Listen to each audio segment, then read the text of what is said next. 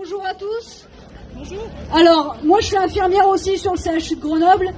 Je vais vous faire part de plusieurs choses effectivement qui se passent en interne. Actuellement, comme le disait mon collègue qui est passé juste avant moi, c'est des centaines, voire des milliers de suspensions dans toute la France.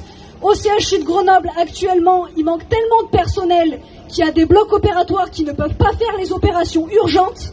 Donc il va y avoir des morts en fait à cause de cette politique, à cause des soignants qui sont suspendus, qu'on refuse de réintégrer sur leur poste. Et du coup, ça fait des soignants en moins, des interventions qui se déprogramment et des gens qui meurent chez eux et à l'hôpital. Et ça, à l'heure actuelle, c'est un contexte qui est insupportable. Ça, c'est la première chose dont collectivement il faut prendre conscience. La deuxième chose, c'est qu'effectivement, au sein des propres équipes, donc de nos propres collègues, cette poussée médiatique, cette poussée de la direction a été tellement forte pour contraindre les agents à se vacciner que beaucoup y sont allés sous la contrainte. Donc aujourd'hui, le gouvernement explique qu'il y a 90% ou 95% en fonction des professions qui sont vaccinés dans les hôpitaux, parce qu'en fait, ce qu'ils disent pas, c'est que ces gens-là, ils y sont allés parce qu'ils ont eu une pression, parce qu'on leur a dit qu'ils allaient perdre leur salaire, qu'ils allaient vivre dans leur précarité, que leurs enfants, ils pourraient pas les assumer. Voilà ce qui s'est passé. Nos collègues qui se sont fait vacciner aujourd'hui ont tendance à ne pas trop parler parce qu'ils se disent que si aujourd'hui les soignants qui ne sont pas vaccinés ont gain de cause et sont réintégrés, eux, du coup, ils se seront fait vacciner, donc ils auront le sentiment de s'être fait avoir, d'avoir cédé, et ça va créer une hécatombe sur l'hôpital, entre les soignants. La division qui se passe entre les vaccinés et les non-vaccinés à cause des politiques de direction, c'est quelque chose qui est insupportable. Il faut le savoir, dans quel pays, dans quel contexte, à cause d'une vaccination, on va en arriver à suspendre des salaires. C'est une injection, exactement comme dit ma collègue qui a raison, qui n'est même pas un vaccin. C'est une substance génique qu'on nous introduit, sur lesquelles on n'a aucun recul dans plusieurs années. Toutes les étapes du développement de recherche de la phase 1 à la phase 5 n'ont pas été respectées à l'heure actuelle. C'est une AMM conditionnelle. Et sous prétexte qu'il y a un état d'urgence qui aujourd'hui n'existe plus, il y a du Covid en réanimation, c'est vrai. Il y a du Covid à l'hôpital, c'est vrai. Il y en a largement moins que ce qui est dit politiquement dans les médias. Beaucoup moins.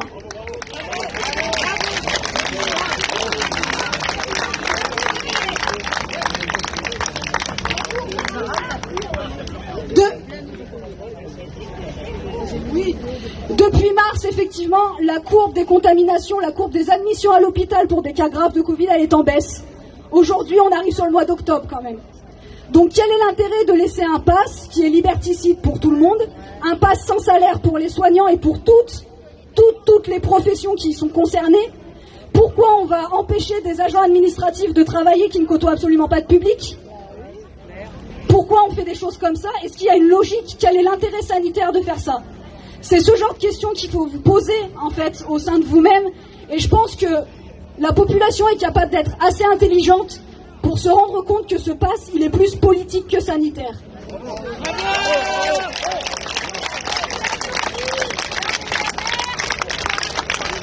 L'année dernière, 2020, effectivement, je parle pour mes collègues qui sont tous là aussi, qui n'auront pas la chance d'avoir tous le micro. On a été applaudis aux fenêtres, voilà, en nous disant que bravo, merci les soignants, vous êtes là. On nous a envoyés au front en nous disant vous avez le Covid, vous êtes malade, c'est pas grave, vous y allez, parce qu'il manque déjà tellement de personnel qu'il faut aller pour renforcer vos collègues, quitte à contaminer tout un étage. Donc c'est-à-dire et des soignants qui n'étaient pas malades et des patients qui ne rentraient pas pour du Covid. Ça c'est quand même... C'est très important de le savoir. On nous a fait garder des masques effectivement pendant plus de 12 heures. Dans des moments où, parce qu'on n'en avait pas, on nous disait on n'en a pas assez, donc le masque c'est toute la journée, sachant qu'on savait tous qu'au bout de 3-4 heures, le masque il est plus efficace du tout. Ça c'est une chose, et maintenant en 2021, on nous dit c'est les soignants qui contaminent les patients, c'est les soignants qui sont dangereux, donc on les suspend, et la réalité des choses c'est que les directions font pression pour qu'on démissionne ou qu'on aille au licenciement. Voilà. Au bout de 30 jours sans vaccination, à compter de la suspension, c'est nos ordres respectifs, donc l'ordre des médecins pour les médecins, l'ordre des infirmiers pour les infirmiers qui sont saisis pour qu'on passe en procédure disciplinaire. À partir de là, qu'est-ce qui est logique? Et pourquoi pour un vaccin on va faire ça? Quel est le contexte? Qu'est-ce qui justifie ça? qui n'est pas un vaccin, je le redis, parce que vous voyez comme quoi la politique et la propagande a fait des ravages, mais ça c'est une chose aussi.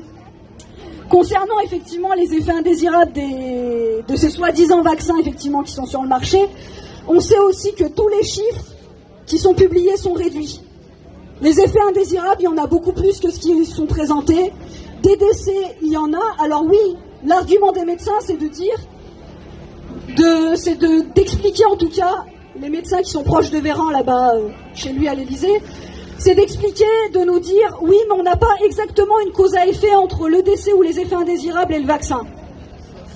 Dans quelques années, effectivement, quand les études seront terminées, peut-être que c'est ce qu'on nous dira, mais ce sera trop tard pour toute la population qui y sera passée, qui aura cédé. Ça, c'est une chose aussi.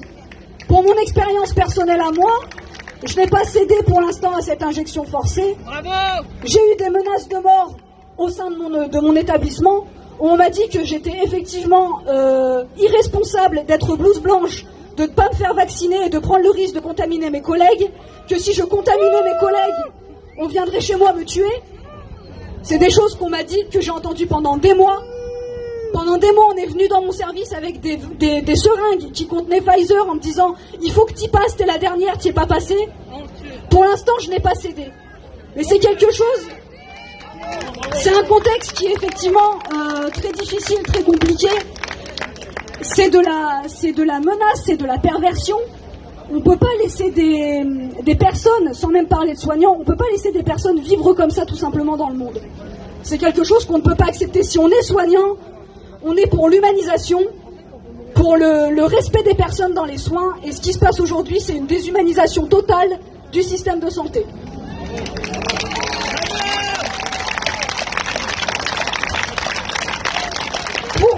Pour Pfizer, le fameux Pfizer qui est distribué de partout maintenant,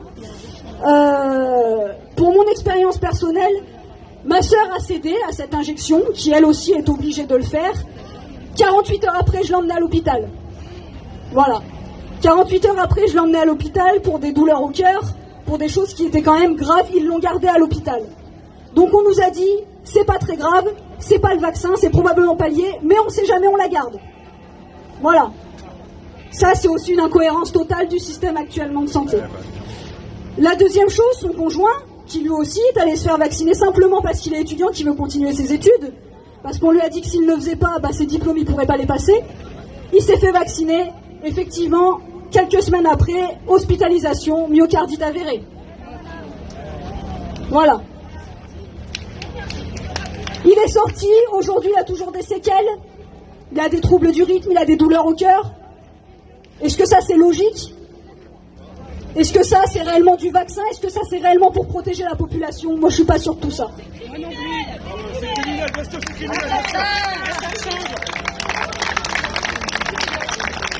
S'il y a d'autres soignants qui veulent témoigner aussi, qui ont un visage découvert, qui n'ont pas peur, je les invite à me rejoindre, parce qu'effectivement, il faut dire la vérité de ce qui se passe quand même.